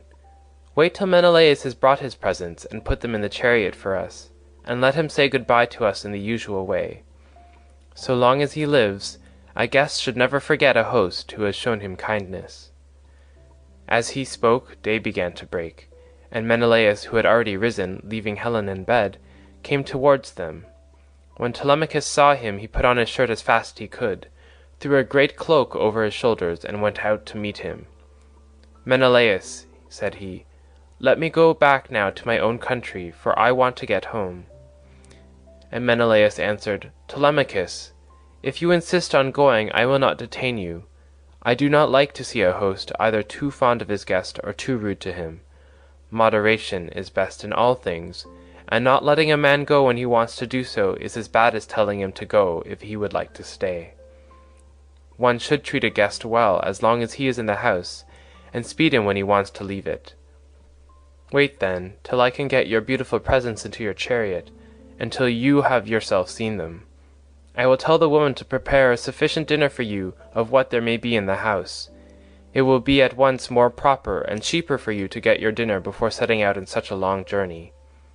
If, moreover, you have a fancy for making a tour of Hellas or in the Peloponnese, I will yoke my horses and will conduct you myself through all our principal cities. No one will send us away empty-handed. Everyone will give us something, a bronze tripod, a couple of mules, or a gold cup." "Menelaus," replied Telemachus, "I want to go home at once. For when I came away I left my property without protection, and fear that while looking for my father I shall come to ruin myself, or find that something valuable has been stolen during my absence." When Menelaus heard this, he immediately told his wife and servants to prepare a sufficient dinner from what there might be in the house. At this moment Eteoneus joined him, for he lived close by, and had just got up. So Menelaus told him to light the fire and cook some meat, which he at once did. Then Menelaus went down into his fragrant storeroom, not alone, but Helen went too, with Megapenthes. When he reached the place where the treasures of his house were kept, he selected a double cup, and told his son Megapenthes to bring also a silver mixing bowl. Meanwhile Helen went to the chest where she kept the lovely dresses which she had made with her own hands, and took out one that was largest and most beautifully enriched with embroidery. It glittered like a star, and lay at the very bottom of the chest. Then they all came back through the house again until they got to Telemachus, and Menelaus said, "Telemachus, may Jove, the mighty husband of Juno, bring you safely home according to your desire. I will now present you with the finest and most precious piece of plate in all my house. It is a mixing bowl of pure silver, except the rim, which is inlaid with gold, and it is the work of Vulcan. Phaedimus, king of the Sidonians, made me a present of it in the course of a visit that I paid him while I was on my return home. I should like to give it to you." With these words he placed the double cup in the hands of Telemachus, while Megapenthes brought the beautiful mixing bowl and set it before him. Hard by stood lovely Helen with the robe ready in her hand. "I too, my son," said she, "have something for you as a keepsake from the hand of Helen. It is for your bride to wear upon her wedding day. Till then, get your dear mother to keep it for you. Thus may you go back rejoicing to your own country and to your home." So saying, she gave the robe over to him, and he received it gladly. Then Pisistratus put the presents into the chariot, and admired them all as he did so. Presently Menelaus took Telemachus and Pisistratus into the house, and they both of them sat down to table. A maidservant brought them water in a beautiful golden ewer, and poured it into a silver basin for them to wash their hands, and she drew a clean table beside them. An upper servant brought them bread, and offered them many good things of what there was in the house. Eteoneus carved the meat, and gave them each their portions, while Megapenthes poured out the wine. Then they laid their hands upon the good things that were before them. But as soon as they had had enough to eat and drink, Telemachus and Pisistratus yoked the horses, and took their places in the chariot. They drove out through the inner gateway, and under the echoing gatehouse of the outer court. and Menelaus came after them with a golden goblet of wine in his right hand, that they might make a drink offering before they set out. He stood in front of the horses and pledged to them, saying, "Farewell to both of you. See that you tell Nestor how I have treated you, for he was kind to me as any father could be, while we Achaeans were fighting before Troy." "We will be sure, sir," answered Telemachus, "to tell him everything as soon as we see him. I wish I were as certain of finding Ulysses returned when I get back to Ithaca, that I might tell him of the very great kindness you have shown me, and of the many beautiful presents I am taking with me." As he was thus speaking, a bird flew on his right hand, an eagle with a great white goose in its talons which it had carried off from the farmyard, and all the men and women were running after it and shouting. It came quite close up to them and flew away on their right hands in front of the horses. When they saw it, they were glad, and their hearts took comfort within them, whereon Pisistratus said, "Tell me, Menelaus, has heaven sent this omen for us or for you?" Menelaus was thinking what would be the most proper answer for him to make, but Helen was too quick for him and said, "I will read this matter as heaven has put it in my heart, and as I doubt not that it will come to pass. The eagle came from the mountain where it was bred and has its nest, and in like manner Ulysses, having travelled far and suffered much, will return to take his revenge, if indeed he is not back already and hatching mischief for the suitors." "May Jove so grant it," replied Telemachus. "If it should prove to be so, I will make vows to you as though you were a god, even when I am at home." As he spoke, he lashed his horses, and they started off at full speed through the town towards the open country. They swayed the yoke upon their necks, and travelled the whole day long till the sun set and darkness was over all the land. Then they reached Pheræ, where Diocles lived, who was son of Ortilochus, the son of Alpheus. There they passed the night, and were treated hospitably. When the child of morning, rosy-fingered Dawn, appeared, they again yoked their horses and their places in their chariot.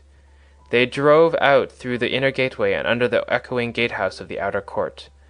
Then Pisistratus lashed his horses on, and they flew towards nothing loath.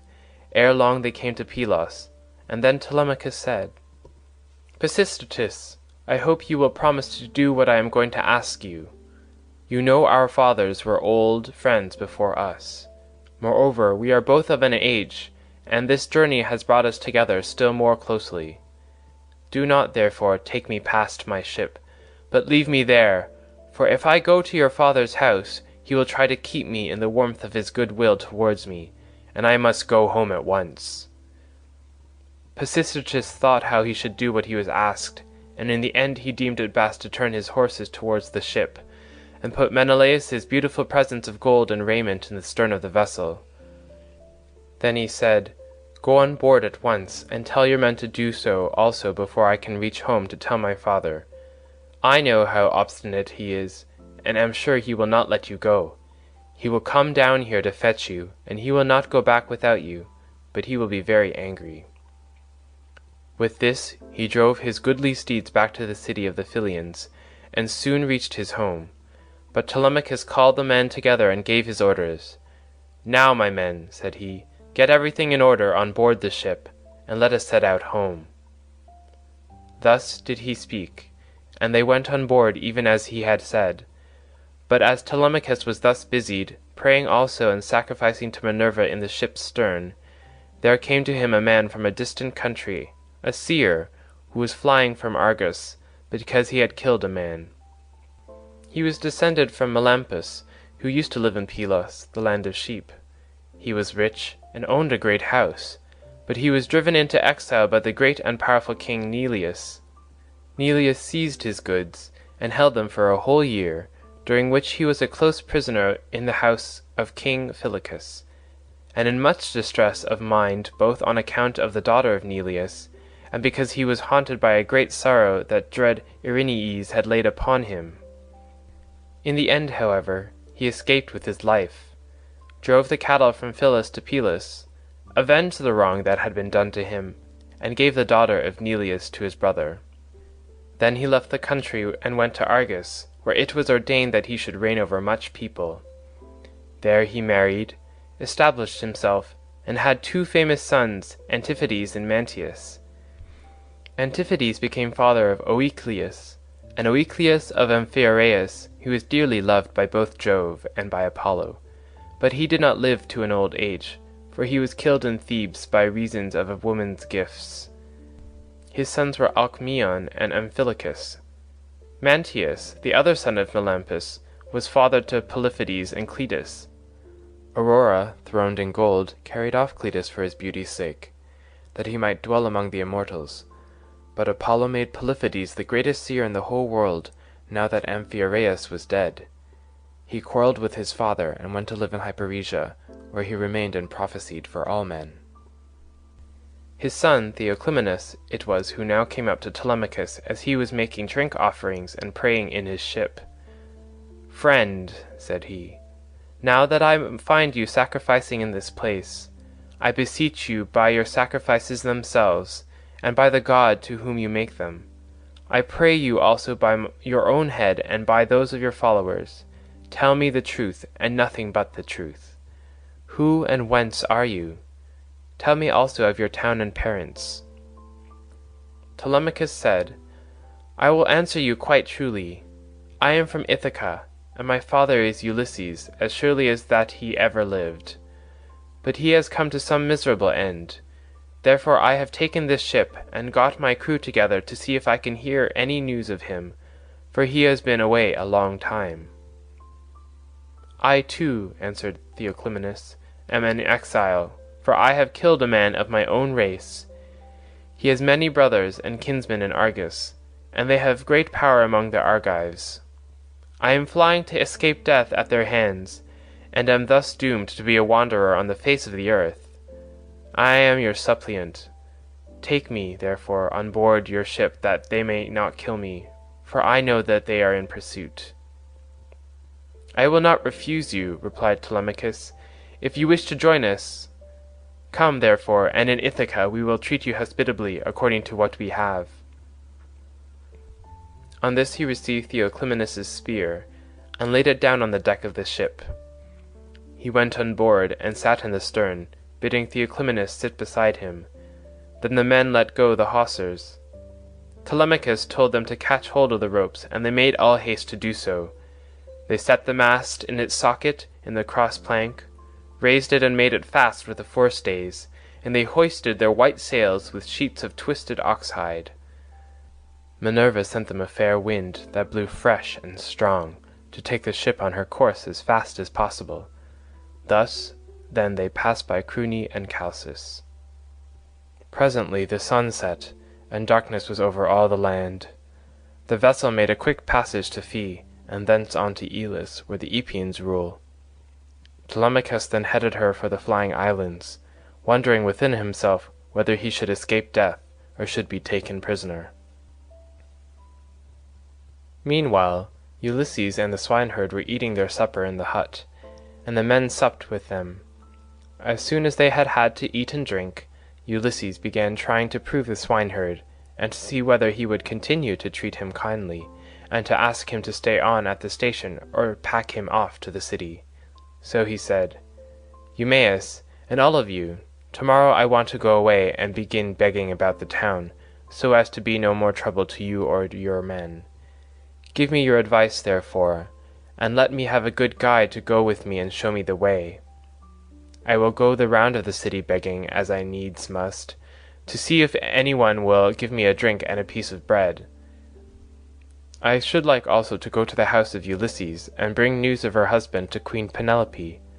I could then go about among the suitors, and see if out of all their abundance they will give me a dinner.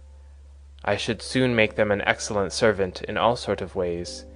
Listen, and believe when I tell you that by the blessing of Mercury, who gives grace and good name to the works of all men, there is no one living who would make a more handy servant than I should, to put fresh wood on their fire, chop fuel, carve, cook, pour out wine, and do all those services that poor men have to do for their betters."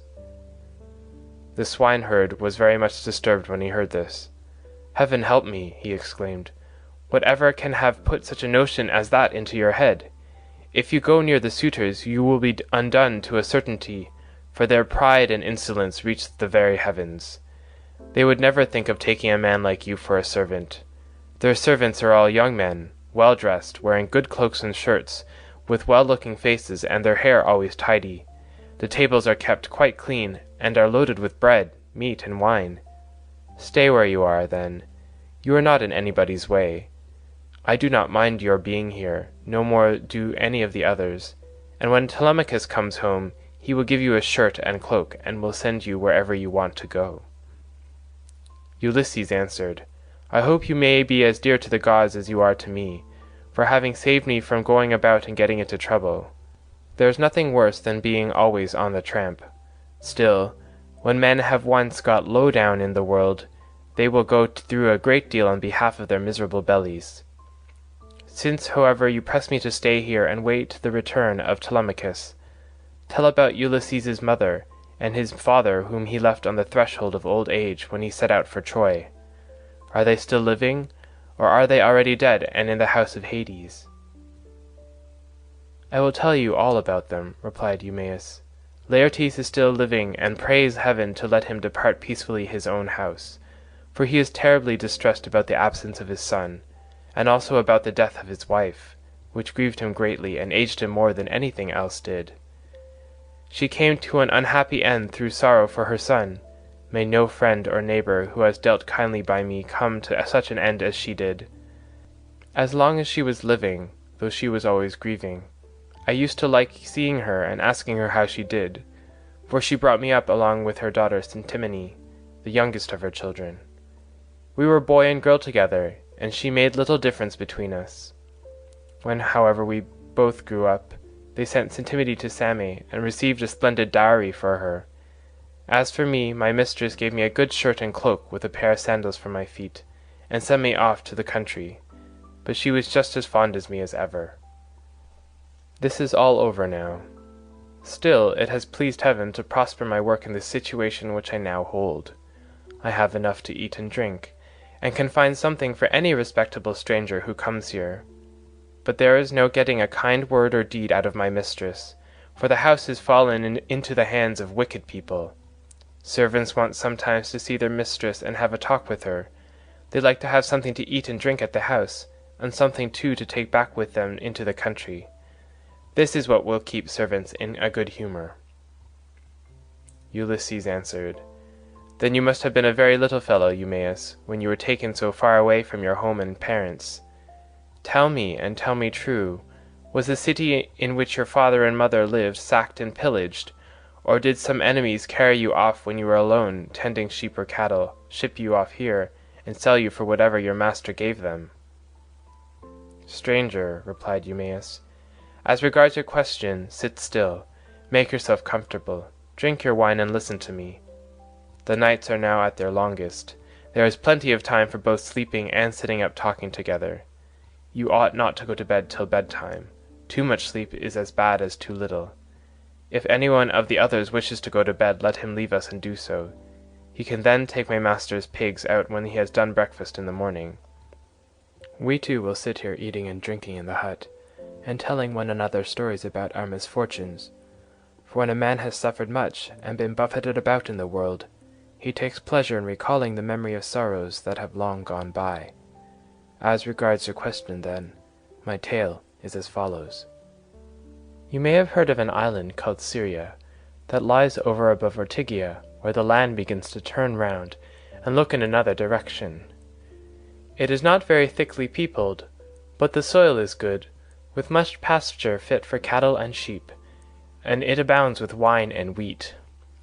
Dearth never comes there, nor are the people plagued by any sickness, but when they grow old Apollo comes with Diana and kills them with his painless shafts.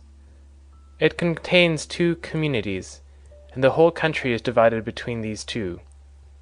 My father, Ctesias, son of Ormenius, a man comparable to the gods, reigned over both. Now to this place there came some cunning traders from Phoenicia, for the Phoenicians are great mariners, in a ship which they had freighted with gewgaws of all kinds. There happened to be a Phoenician woman in my father's house, very tall and comely, and an excellent servant.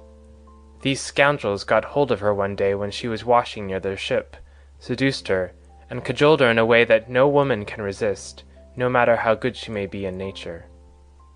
The men who seduced her asked her who she was and where she came from, and on this she told him her father's name. "I come from Sidon," she said, "and am daughter to Erebus, a man rolling in wealth. One day as I was coming into the town from the country, some Taphian pirates seized me and took me here over the sea, where they sold me to the man who owns this house, and he gave them their price for me. The man who had seduced her then said, 'Would you like to come along with us to see the house of your parents and your parents themselves? They are both alive and are said to be well off.' 'I will do so gladly,' answered she, 'if you men will first swear me a solemn oath that you will do me no harm by the way.' They all swore as she told them, and when they had completed their oath the woman said, 'Hush, and if any of your men meets me in the streets or at the well, do not let him speak to me, for fear someone should go and tell my master, in which case he would suspect something. He would put me in prison, and would have all of you murdered. Keep your counsel, therefore. Buy your merchandise as fast as you can, and send me word when you have done loading. I will bring as much gold as I can lay my hands on, and there is something else also that I can do towards paying my fare. I am nurse to the son of the good man of the house, a funny little fellow just able to run about. I will carry him off in your ship, and you will get a great deal of money for him, if you take him and sell him in foreign parts.' On this she went back to the house. The Phoenicians stayed a whole year till they had loaded their ship with much precious merchandise, and then, when they had got freight enough, they sent to tell the woman. Their messenger, a very cunning fellow, came to my father's house bringing a necklace of gold with amber beads strung among it, and while my mother and the servants had it in their hands admiring it and bargaining about it, he made a sign quietly to the woman and then went back to the ship, whereon she took me by the hand and led me out of the house. In the forepart of the house she saw the tables set with the cups of guests who had been feasting with my father, as being in attendance on him. These were now all gone to a meeting of the public assembly, so she snatched up 3 cups and carried them off in the bosom of her dress, while I followed her, for I knew no better. The sun was now set, and darkness was over all the land, so we hurried on as fast as we could till we reached the harbour where the Phoenician ship was lying. When they had got on board, they sailed their ways over the sea, taking us with them, and Jove sent them a fair wind. 6 days did we sail, both night and day. But on the 7th day Diana struck the woman, and she fell heavily down onto the ship's hold, as though she were a seagull alighting on the water. So they threw her overboard to the seals and fishes, and I was left all sorrowful and alone. Presently the winds and waves took the ship to Ithaca, where Laertes gave sundry of his chattels for me, and thus it was that I ever came to set eyes upon this country." Ulysses answered, "Eumaeus, I have heard the story of your misfortunes with the most lively interest and pity. But Jove has given you good as well as evil, for in spite of everything you have a good master, who sees that you always have enough to eat and drink, and you lead a good life, whereas I am still going about begging my way from city to city." Thus did they converse, and they had only a very little time left for sleep, for soon it was daybreak. In the meantime Telemachus and his crew were nearing land, so they loosed the sails, took down the mast, and rowed the ship into the harbour. They cast out their mooring stones, and made fast for the hawsers. They then got out upon the seashore, mixed their wine, and got dinner ready. As soon as they had had enough to eat and drink, Telemachus said, "Take the ship on to the town, but leave me here, for I want to look after the herdsmen on one of my farms. In the evening, when I have seen all I want, I will come down to the city, and tomorrow morning, in return for your trouble, I will give you all a good dinner with meat and wine." Then Theoclymenus said, "And what, my dear young friend, is to become of me? To whose house among all your chief men am I to repair, or shall I go straight to your house and to your mother?" "At any other time," replied Telemachus, "I should have bidden you to go to my own house, for you would find no want of hospitality. At the present moment, however, you would not be comfortable there, for I shall be away, and my mother will not see you. She does not often show herself even to the suitors, but sits at her loom weaving in an upper chamber out of their way. But I can tell you a man whose house you can go to. I mean Eurymachus, the son of Polybus, who is held in the highest estimation by everyone in Ithaca. He is much the best man and the most persistent wooer of all those who are paying court to my mother and trying to take Ulysses' place. Jove, however, in heaven alone knows whether or no they will come to a bad end before the marriage takes place." As he was speaking, a bird flew by upon his right hand, a hawk, Apollo's messenger. It held a dove in its talons, and the feathers, as it tore them off, fell to the ground midway between Telemachus and the ship. On this Theoclymenus called him apart, and caught him by the hand. "Telemachus," said he, "that bird did not fly in your right hand without having been sent here by some god. As soon as I saw it, I knew it was an omen. It means that you will remain powerful, and there will be no house in Ithaca more royal than your own." "I wish it may prove so," answered Telemachus.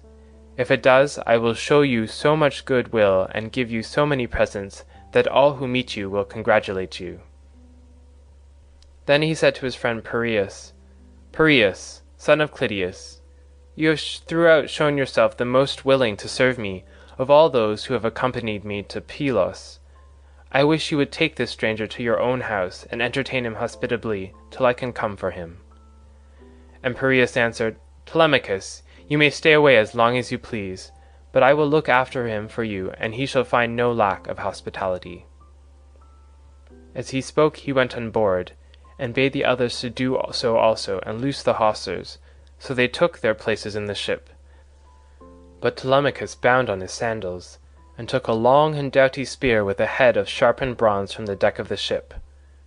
Then they loosed the hawsers, thrust the ship off from land, and made on towards the city, as they had been told to do, while Telemachus strode on as fast as he could, till he reached the homestead where his countless herds of swine were feeding, and where dwelt the excellent swineherd, who was so devoted a servant to his master. End of Book 15.